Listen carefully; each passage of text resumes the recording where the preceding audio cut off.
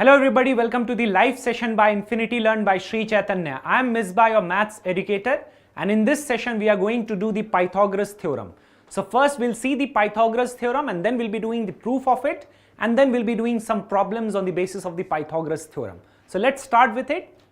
So this is the statement of the Pythagoras Theorem, that in a right angle triangle, the square of the hypotenuse is equal to the sum of the squares of the other two sides. It means if you have got this right angled triangle over here, suppose this is A, B and C and it is right angled at B over here. So the side opposite to the right angle is the hypotenuse. This side opposite to the right angle is the hypotenuse, and according to the Pythagoras theorem, the square of the hypotenuse, that is AC square, is equal to the sum of the squares of the other two sides, that is AB square plus BC square over here. In a right angle triangle, the square of the hypotenuse is equal to the sum of the squares of the other two sides. I hope this is clear to you. So let's see its proof, guys. So we have got a right angle triangle. Let's make a right angle triangle. Suppose this is ABC. Suppose it is right angled at B. And we have to prove over here that AC square is equal to AB square plus BC square. So for that we have to do a small construction over here. Without construction we cannot do the proof, and that construction is we have to drop a perpendicular from B on AC. So suppose this is AB, C and D over here. Now we have to prove AC square is equal to AB square plus BC square. So for that we have to use similarity over here, right? So if I see over here, guys, if I see in the triangle ADB, in triangle ADB, can I say it that it is similar to triangle ABC, guys? Can I say that? Because if you see the triangle ADB, this angle and this angle, and if you see the triangle ABC, this is common and this is also right angle over here. So therefore ADB is similar to ABC over here by AA similarity criterion. And if you know that if two triangles are similar, the ratio of corresponding sides are equal. So can I say over here, guys, AD by AB over here, that is equal to, see, we have to take only two sides. We don't need to write all the three pairs over here. So AD by AB over here, we can write AB by AC. We can write AB by AC over here. Can I cross multiply and rearrange it? So will I get AB square is equal to AD into AC, that is AD into AC over here. Suppose this is the first equation. I hope this thing is clear. In the same manner, can I say over here that triangle CDB is similar to triangle CBA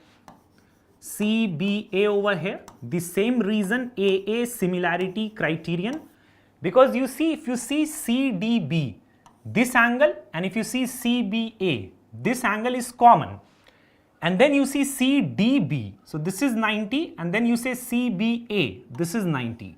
So they are similar by AA similarity criterion once again. So if two triangles are similar, then the ratio of their corresponding sides will be equal. So can I say over here that CD by CD by BC I can write, that is equal to BC by AC over here. Can I say that? Because I need only these two pairs that will be required so as to prove the Pythagoras theorem. So can I take the cross multiplication and can I rearrange? So will I get BC square is equal to CD into AC over here, guys? CD into AC. This is the second equation. So can I add these equations, guys? So I will get AB square plus BC square over here. I will get AB square plus BC square, that is equal to what? That will be equal to ADAC plus CDAC. So that will be AD into AC plus CD into AC. I can do this thing over here. So can I take AC as common over here, guys? So I'll be left with AD plus CD over here. I hope this thing is clear. Now if you see the figure over here, you see AD plus CD is nothing but AC only. So can I say AD plus CD is nothing but AC only? So this will be AC into AC. So this is nothing but AC square. So have we proved the Pythagoras theorem, guys?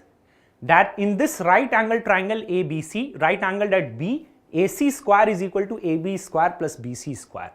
So that is the proof of the Pythagoras theorem in your syllabus using the similarity of triangles. I hope this thing is clear to everybody in this session. So let's move on, guys, to do a simple question. The lengths of the diagonals of a rhombus are given, then you have to find the length of the side of the rhombus. So basically you have been given with a rhombus over here, something like this. It's a simple question on the basis of this thing. Now the diagonals are given, so let's make the diagonals over here. The lengths of the diagonals are given, we have to find the lengths of the sides of the rhombus. So basically the diagonals of a rhombus are perpendicular bisectors of each other. You have to use this property. It means this will be 90, I mean all of these angles will be 90, this is equal to this and this is equal to this. The diagonals of a rhombus are perpendicular bisectors of each other. So one diagonal is 16, the other one is 12. So the longer one, suppose this is 16, but it is getting bisected at point O. So this will be 8, this will also be 8, guys.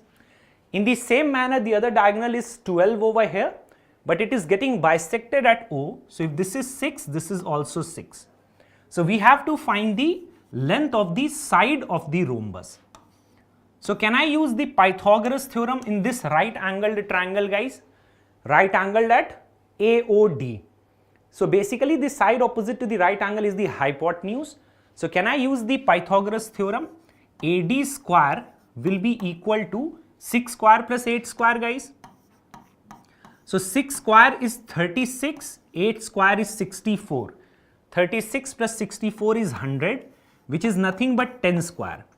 Although this is a quadratic equation in AD, but we are talking about distance, so we will neglect the negative value. So we can say that AD is equal to 10 centimeter. So therefore the length of each side of this rhombus is equal to 10 centimeter because it's a rhombus, so all the sides are of equal lengths only. So therefore the length of the side of this rhombus over here is 10 centimeter. It's a direct question from NCERT Exemplar. I hope this is clear. Exactly. Very simple question. Let's move on to do the next one. Can you try doing this one, guys? In a right angled triangle ABC, it is right angled at C over here, guys. This thing is 90 over here and CD is perpendicular to AB. That is given to us. Now every other thing is given in this figure itself. So we have to choose which one is correct out of the given options. Can you tell the answer? Team teaser.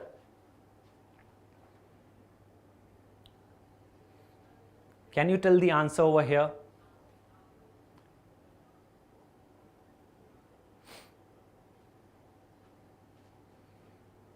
So we just have to use Pythagoras theorem, and you can use similarity of triangles or you can use area of triangles as well. That will, okay Tejas, welcome to this session.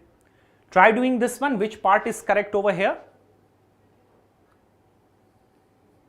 Basically this is a question to prove and also a result to remember. Many a times if you do questions in competitive examinations like NTSC and all that, so these type of results must be on your tips and it will come with practice only. So can I use the Pythagoras theorem in triangle ABC in the bigger triangle? This is the hypotenuse. So can I say C square is equal to A square plus B square using the Pythagoras theorem? I can say over here that C square, give me some seconds. I can say over here that C square is equal to A square plus B square using the Pythagoras theorem. I can agree with that, right? Now this is a right angled triangle. So its area is half into base into height or not. If you consider A to be the base, B is the height, so half into AB, and if you consider this to be the base, you see this is also the height. So its area will be half into PC as well. Do you agree with me? Half into PC. So half will get cancelled out. Now you see the results over here, they are in terms of A, B and P. So basically C is of no use over here. So we have to substitute something in place of c over there. Do you agree with me? So from this result, can I find c is equal to ab by p? So have we got c is equal to ab by p over here? So can I put c is equal to ab by p in the equation over here?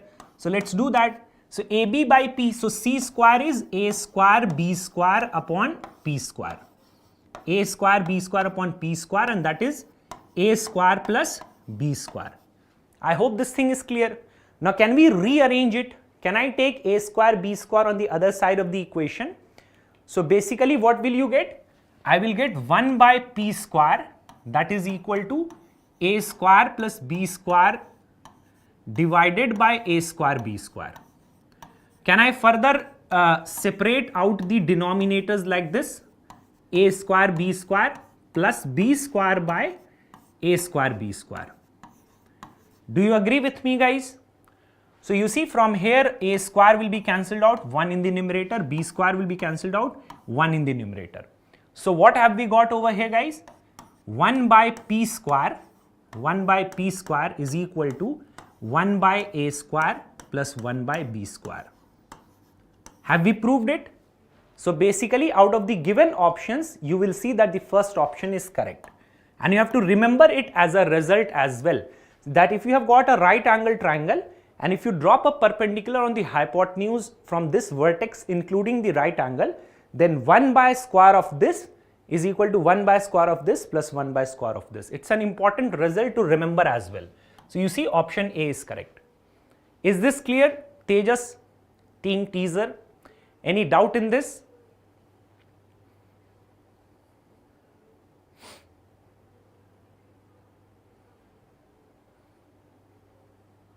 Okay.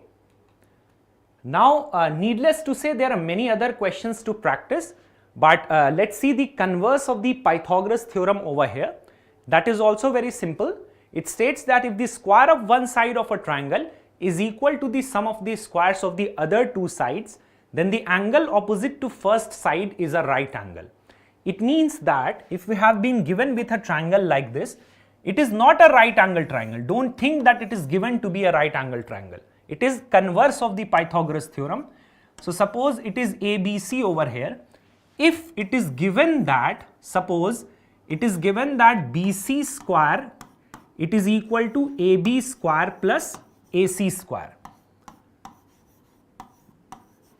The square of one side of a triangle is equal to sum of the squares of the other two sides of that triangle. If it is given in the question itself, then you can conclude that the angle opposite to the first side is a right angle. Then angle A over here will be 90. This is the converse of the Pythagoras theorem. This is not a right angle triangle. This is any general triangle. If it is given to you that this square of one side of a triangle is equal to the sum of the squares of the other two sides, then the angle opposite to the first side is a right angle. So the angle opposite to BC will be A, and that will be a right angle triangle. And this is the converse of the Pythagoras theorem. I hope this thing is clear. Right? Okay, so let's do a question on the basis of the converse of the Pythagoras theorem. Although this is very simple, but still it is important. Can you tell me the answer to this question? If the three sides of a triangle are A, root 3A and root 2A, then the measure of the angle opposite to the longest side will be what?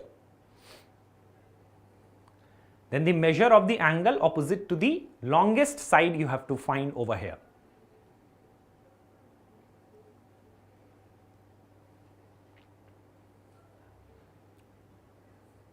So basically the longest side is root 3A. Can I find root 3A the whole square? So you see, root 3 the whole square will be 3 over here, guys. So that is 3A square. And can I find the sum of the squares of the other two sides? That is A square plus root 2A the whole square. So that will be basically A square plus root 2 the whole square will be 2 only. So A square plus 2A square, so that is equal to 3A square only. So what have we got over here, guys? So we have got over here root 3A the whole square that is equal to a square plus root 2a the whole square. So isn't it following the Pythagoras theorem, guys? So it will be a triangle like this or not? The longest side is root 3a and the other two sides are a and root 2a. And we are getting the square of one side to be equal to the sum of the squares of the other two sides. So according to the converse of the Pythagoras theorem, that if in a triangle the square of one side is equal to sum of the squares of the other two sides, then the angle opposite to the first side is a right angle. So the angle opposite to the longest side over here will be 90. That is the converse of the Pythagoras theorem. So option D is correct. I hope this thing is clear. It's a very simple question on the basis of the converse of the Pythagoras theorem. So that's all we needed to do in this session, guys. In order to watch more videos and in order to get the PDFs of these sessions and questions to practice, please don't forget to subscribe to the Telegram channel as well. And also don't forget to subscribe to the Infinity Learn Class 9 and 10 YouTube channel. Bye bye guys. Take care everybody.